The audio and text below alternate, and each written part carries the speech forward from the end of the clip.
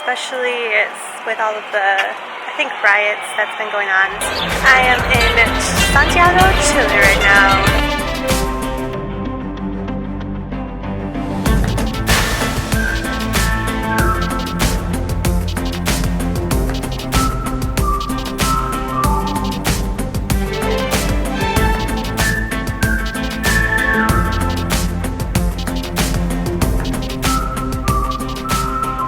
Hola friends, I am in Santiago, Chile right now. I'm actually really excited to be here.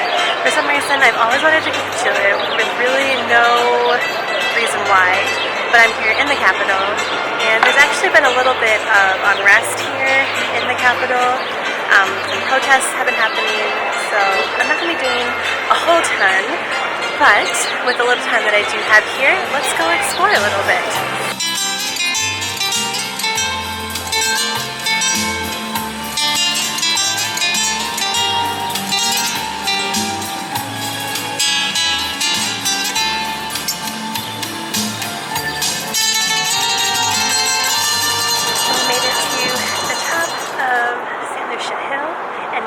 Right back there is San Cristobal Hill.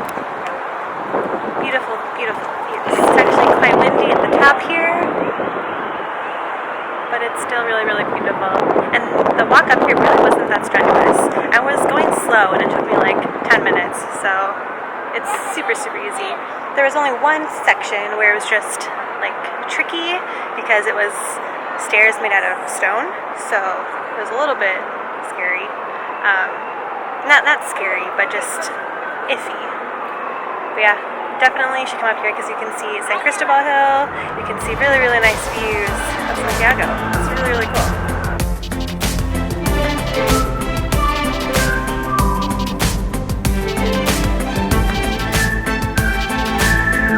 It is an extremely hot day today. I think it's maybe 85 degrees, somewhere around there, 85, 90. So I just stopped. They had these little vendor pop-up shops just along the hill here, and I had to stop and get me a little slushy, icy one. So this is a fruit flavored one, and it's absolutely perfect. And it's so nice too because there is a slight breeze today, so the breeze will come, and then it just kind of like feels good. So St. Lucia Hill actually is the remnants of a 15,000-year-old volcano. It's crazy. But since, 1870, it was built into a fort.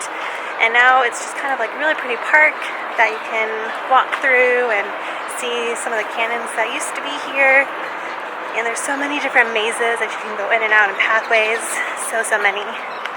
But I'm really glad I came up here because it was really, really easy. It's about half a mile away from the Plaza de Armas, and it was not hard to get up here. So yeah, definitely should put it on your list next to San Cristobal, which I think I might go tomorrow. But it has been so peaceful here, especially with all of the, I think, riots that's been going on at the top. You don't really hear much of it, which is really, really nice. I think I actually came in through the back because I think I found the front. There's actually a little fountain down there. Whether this is the front or not, I have no idea. But I did find out that this is the Neptune fountain. So, kind of cool.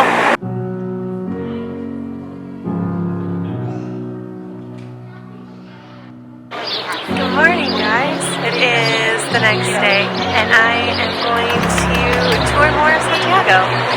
I really want to go see the San Cristobal Hill, so there is a funicular there which I want to take up. And yeah, I think it's about a mile and a half away, so I'm going to go walk there. And yeah, it'll be a good day.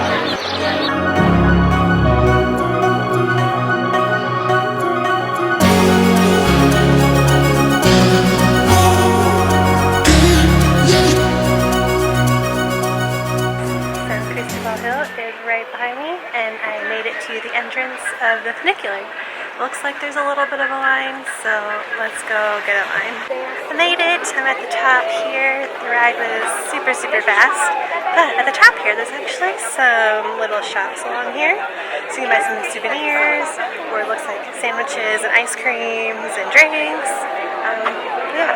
postcards, and this is the first time I'm seeing postcards in Santiago, so I'm gonna go look to see how much they cost. So something you may not know about me is that I actually like to collect postcards of all the places that I've been before, and these ones are less than 50 cents, so I'm definitely gonna pick up one, maybe two.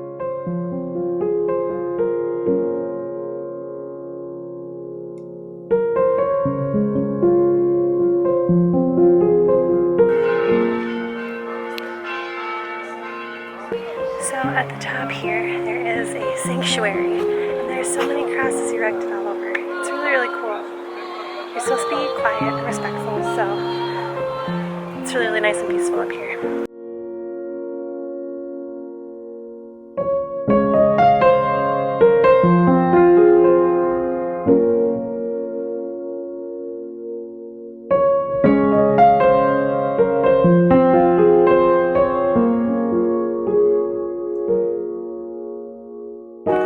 One thing that I had no idea is that you can actually go inside. There's a little altar inside the base, and you can go inside and people are praying. So yeah, super interesting. Back in like 1600s, there used to be a wooden cross up here, but an earthquake in like 1650 toppled the cross, and now, back in the 1900s, they erected this Virgin Mary. It's painted all in white, and they said that they had troubles pulling it up the narrow pathway because it is absolutely massive, so big. Along with the funicular ride, there are cable car rides here, so I'm going to hop on one of those right now.